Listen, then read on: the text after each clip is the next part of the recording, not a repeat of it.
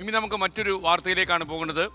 ദേവികുളം നിയോജക മണ്ഡലത്തെ LDFന്റെ ഉറച്ച കോട്ടയാക്കിയ CPMന്റെ കരുത്തനായിരുന്നു ഒരിക്കൽ S. രാജേന്ദ്രൻ.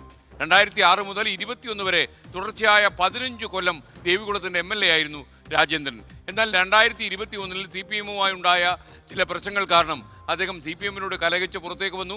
അദ്ദേഹം ഇപ്പോൾ BJPയിൽ ചേർന്നു. BJPയുടെ ടിക്കറ്റിലാണ് ദേവികുളത്ത് രാജേന്ദ്രൻ മത്സരിക്കുന്നത്. 5 വർഷം നീണ്ടുപോയ സസ്പെൻസുകൾക്കൊടുവിൽ രാജേന്ദ്രൻ BJPയോട് അടുത്തു.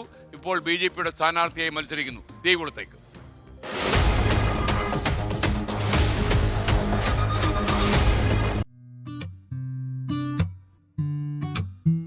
ഡിവൈഎഫ്ഐയിലൂടെ തുടക്കം, തോട്ടം തൊഴിലാളി നേതാവായി വളർച്ച, 2005 ജില്ലാ പഞ്ചായത്തിലേക്ക് മത്സരിച്ച് പ്രസിഡന്റായി. ഇതിനിടയിൽ 2006 നിയമസഭയിലേക്ക് കന്നി അംഗം. കോൺഗ്രസ് കോട്ടയായിരുന്ന ദേവികുളം S. രാജേന്ദ്രൻ കൈയിലൊതുക്കി. 2021 നിയമസഭാ തെരഞ്ഞെടുപ്പിലും S. രാജേന്ദ്രൻ ദേവികുളത്തു നിന്നും മത്സരിക്കുമെന്നായിരുന്നു പ്രതീക്ഷ. എന്നാൽ ടേം നിബന്ധന കൂടുതൽ കർശനമാക്കിയതും പ്രാദേശിക നേതൃത്വത്തിന്റെ എതിർപ്പും സീറ്റ് നഷ്ടമാക്കി. അന്നു മുതൽ രാജേന്ദ്രൻ CPMുമായി കലഹിച്ചു. 2021 LDF സ്ഥാനാർത്ഥി A. രാജയെ തോൽപ്പിക്കാൻ രാജേന്ദ്രൻ ശ്രമം നടത്തിയെന്ന് പാർട്ടിയുടെ കണ്ടെത്തൽ.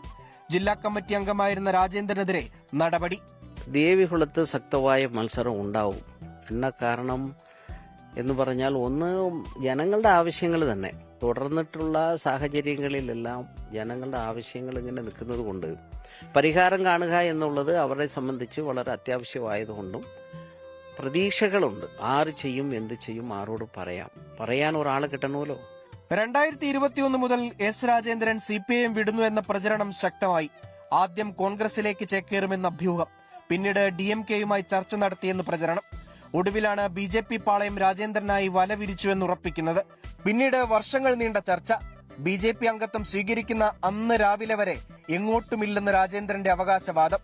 ഒടുവിൽ പാർട്ടി അംഗത്വം സ്വീകരിച്ച് മൂന്നാറിലെ തോട്ടം തൊഴിലാളികളെ ലക്ഷ്യമിട്ട് BJP സഹായമുള്ള സർവീസ് സഹകരണ ബാങ്കും തുടങ്ങി.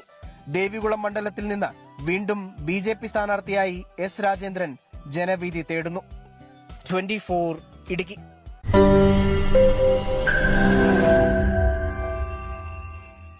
ലോകത്തെവിടെയായാലും ഏത് സമയത്തും 24 വാർത്തകളും ഓഗ്മെന്റഡ് റിയാലിറ്റി പാക്കേജുകളും എക്സ്പ്ലെയിനറുകളും വിശദമായി കാണാൻ ഞങ്ങളുടെ YouTube ചാനൽ നിങ്ങൾക്ക് സബ്സ്ക്രൈബ് ചെയ്യാം.